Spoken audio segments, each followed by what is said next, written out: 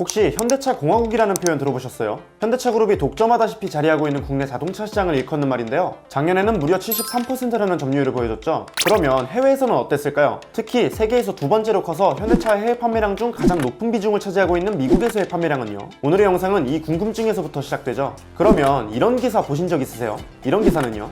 세부적으로 봐도 이런 기사가 정말로 많은데요. 기아차는 텔루라이드와 셀토스로 미국에서 최대 판매량을 기록했다고 하고요. 현대차도 팰리세이드를 앞세워 지난해보다 뛰어난 성적을 거둔 것 같죠. 제네시스도 새 역사를 쓰고 있는 중이네요. 심지어 텔루라이드는 없어서 못 판다는 이야기까지도 나오고 있죠. 근데 이런 수치들을 다른 제조사들과 비교해보면 어떨까요? 다른 제조사들과 비교해서 현대차 그룹은 미국 자동차 시장에서 어느 정도 위치해 있는 걸까요? 현대차는 미국에서 정말로 승승장구하고 있는 걸까요? 이 부분이 오늘 영상의 주된 내용이 될 예정이니까요. 참고해주시면 좋을 것 같아요.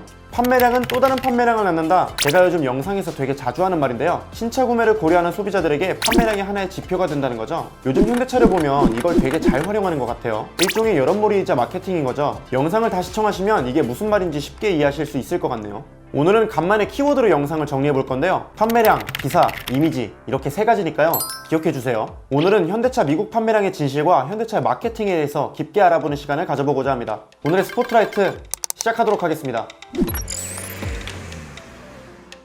작년에 현대차의 국내 시장 판매량은 그야말로 엄청났죠. 국내 자동차 시장의 전체 판매량이 182만 대 정도였는데 이 중 132만 대가 현대차였어요. 비율로 따지면 무려 72.5%에 달하는 수치죠. 심지어 여기서 수입차를 제외하면 현대차의 점유율은 83.1%가 되는데요. 남은 르노, 삼성, 쌍용차, 쉐보레의 점유율을 모두 합해도 16.9%, 그러니까 현대차의 반의 반 수준인 거죠. 재작년과 비교해보면 어떨까요? 현대차의 판매량은 총 8만 대 증가했고요. 수입차를 포함한 국내 자동차 시장 점유율은 1.9%포인트 상승했어요. 국산차 시장 점유율도 1.2%포인트 상승했네요. 상황이 이렇다 보니 일각에서는 대한민국은 이제 현대차 공화국이다, 이런 농담도 나오기 시작했는데요. 현대차가 판매량을 증가시킬 수 있었던 이유가 뭘까요? 일단 공격적인 신차 출시가 있겠죠. 작년 한 해 동안 굵직한 신차들이 정말 많이 출시됐으니까요. 제가 지금 기억나는 것만 해도 GV80, 소렌토, 아반떼, G80, 산타페, 카니발, 투싼, GV70 정도네요. 반면에 르노, 삼성, 쌍용차, 쉐보레는 굵직한 신차를 많이 내놓지 않았죠. 이런 상황에서 현대차의 주요 라인업을 담당하는 신차들이 쏟아져 나오니 국산차를 찾던 소비자들은 지갑을 열 수밖에 없었던 거예요. 여기에 정부의 개별 서비스 인하도 한몫했고요. 동시에 현대차에 대한 기사도 굉장히 많이 쏟아져 나오는데요. 굉장히 긍정적인 내용을 담고 있는 기사가 많았어요. 예를 들어서 기아차가 텔루라이드와 셀토스를 주축으로 미국에서 좋은 판매량을 기록 중이고, 현대차가 팰리세이드로 미국 시장에서 질주하고 있고, 제네시스가 GV80과 G80을 통해 미국 시장에서 성공할 예정이라는 그런 기사들이요. 실제로 텔루라이드는 작년에 비해 16,000대 상승한 75,000대의 판매량을 기록했고요. 작년에 미국 시장에 첫 선을 보인 셀토스도 46,000대가 판매되면서 좋은 기록을 남겼어요.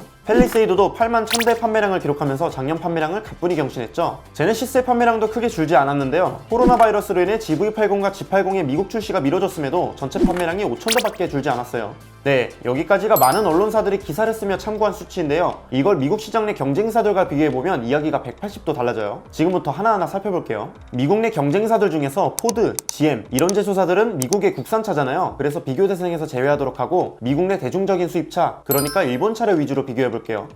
물론 일본차가 좋다고 하려는 게 아니라 현대차가 미국 시장 내에서 다른 제조사 대비 어느 정도 위치해 있는지, 일본차를 밟고 올라가려면 얼마나 남았는지 알기 위해서 비교하는 거예요. 일단 텔루라이드와 팰리세이드가 속한 중형 SUV 시장을 보면요. 경쟁 모델은 같은 대중적 제조사인 도요타의 하이랜더, 그리고 이 차의 작년 판매량은 21만 대예요. 결론적으로 작년 텔루라이드의 판매량인 7만 5천 대와 팰리세이드의 판매량인 8만 1,000대를 합쳐도 5만 대가 모자란 셈인데요. 일본차를 따라잡아 밟고 올라서려면 더 많은 노력을 기울여야 한다는 걸 알 수 있네요. 이제 셀토스가 속한 소형 SUV 시장을 볼까요? 셀토스의 경쟁 모델은 혼다의 HR-V 정도겠네요. 이 차의 작년 판매량은 8만 대 수준이고요. 셀토스의 판매량보다 3만 대 정도 높은 수치죠.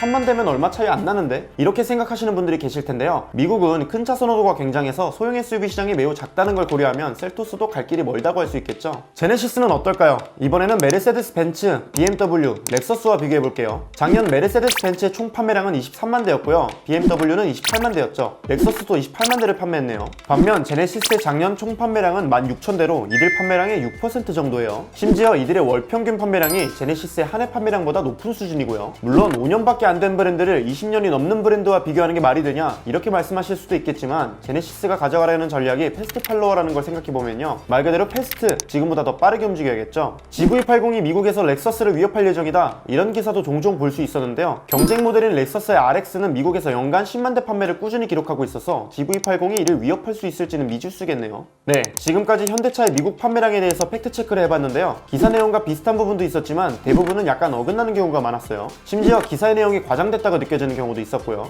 판매량을 놓고 본다면 현대차가 미국 시장을 잘 공략하고 있다기보다는 아직 준비 단계에 있고 방향을 잡고 있다고 봐야겠죠. 그런데도 마치 현대차가 미국 시장을 잘 공략하고 있고 다른 제조사들을 위협 중이라는 기사가 끊임없이 올라오는 이유가 뭘까요? 정답은 현대차의 보도자료였겠죠. 현대차는 HMG 저널 등을 통해서 보도자료를 공개하고 이 보도자료는 언론사들을 통해서 소비자들에게 더 가까워지는데요. 예를 들어 G70이 미국에서 월 1000대씩 판매되며 독일 경쟁 모델을 위협하고 있다는 현대차의 보도자료가 이런 기사나 이런 기사가 되는 거죠. 당시 G70이 월 1000대씩 판매되며 고급차의 격전지인 미국에서 질주하고 있다고 나와 있는데요. 당시 독일 경쟁 모델인 3시리즈는 월 4000대씩 판매되고 있었고요. C클래스도 4000대씩 판매되고 있었죠. 결론적으로 그의 G70의 연간 판매량은 12000대가 되었고 3시리즈는 48000대, C클래스는 49000대가 되었는데요. 판매량이 4배 정도 차이가 났던 것이니 기사 내용처럼 질주하고 있다고 보기에는 무리가 있었네요. 결국 이런 보도자료나 기사는 현대차의 홍보와 관련이 있는데요. 일종의 여론몰이인 거죠. 제조사로서는 이미지 메이킹이 굉장히 중요하기 때문에 판매량처럼 눈에 보이는 수치를 통해 이미지를 만들려는 거예요. 여기서 이 말이 등장하죠. 판매량은 또 다른 판매량을 낳는다. 소비자들이 신차를 구매할 때 긍정적인 기사가 가득하고 판매량이 좋은 차를 구매하고 싶을까요? 아니면 부정적인 기사가 많고 판매량도 저조한 차를 구매하고 싶을까요? 대부분 전자를 택하겠죠. 여기서 오늘 키워드 3가지도 등장하는데요. 판매량, 기사, 이미지요. 일단 판매량을 조금이라도 높여 판매량이 좋아졌다는 기사를 내보내면 이는 제조사의 이미지가 되겠죠. 그 이미지는 다시 판매량을 높여줄 거고요. 제조사는 다시 판매량이 높아졌다는 기사를 내보내고 이미지를 만들겠죠. 이것이 계속 반복되면서 제조사에게 긍정적인 이미지를 선물해주고 판매량에도 긍정적인 영향을 미치게 되는 거예요. 또 소비자들의 입장에서는 자신도 모르는 사이에 제조사에 대한 긍정적인 기사를 계속 접하다 보니 자연스럽게 제조사에 대해 긍정적으로 생각하게 되겠죠. 긍정적인 기사에 익숙해지다 보니 긍정적인 기사가 당연해질 거고요. 반대로 품질 및 결함 문제 같은 부정적인 기사에 불편함을 느끼겠죠. 저번 영상에서 소개해드린 사전계약도 이와 비슷한 경우라고 생각하시면 되는데요. 사전계약이 잘 진행됐다는 것을 언론에 노출시켜 좋은 이미지를 가져가고 그 좋은 이미지가 다시 판매량이 되는 그런 순환구조요. 물론 제조사의 판매량과 관련된 모든 기사가 이렇게 제조사만을 위한 건 아니고요. 소비자들을 위해 좋은 정보를 전달하려는 기사들도 많죠. 현대차도 계속 발전 중인 상황이라서 앞으로 더 발전할 여지가 분명히 있고요. 다만 보도자료나 언론 기사를 통한 인위적인 이미지 메이킹에 힘쓰기보다는 품질 및 결함 문제를 조속하게 해결하고 발전하기 위해 더 빠르게 움직여야겠죠. 좋은 차는 소비자들이 판단하는 것이니 품질이 뛰어난 차를 만들어 소비자들에게 선보이는 것이 더 효과적이고 자연스러운 이미지 메이킹이 아닐까요? 언론사들도 다양한 정보를 전달함에 있어서 소비자들이 이를 어떻게 받아들일지 많이 고민해야겠죠. 이건 비단 다른 언론사들뿐만 아니라 저희 오토포스트에게도 해당되는 이야기라서 항상 주의하고 노력하도록 하겠습니다. 소비자들도 인터넷에 존재하는 다양한 정보를 선택적으로 받아들이고 스스로 판단하면서 제조사를 평가할 수 있는 능력이 필요하겠죠. 소비자가 더 똑똑해질수록 제조사는 소비자의 눈치를 볼 수밖에 없을 테니까요. 결론적으로 이를 통해서 국내 자동차 시장이 더 건강한 시장으로 발돋움하기를 바랍니다. 저희 오토포스트도 양질의 정보, 정확한 정보를 전달하기 위해 항상 노력하겠습니다. 오늘은 여기까지입니다. 오늘의 스포트라이트 이원섭이었습니다.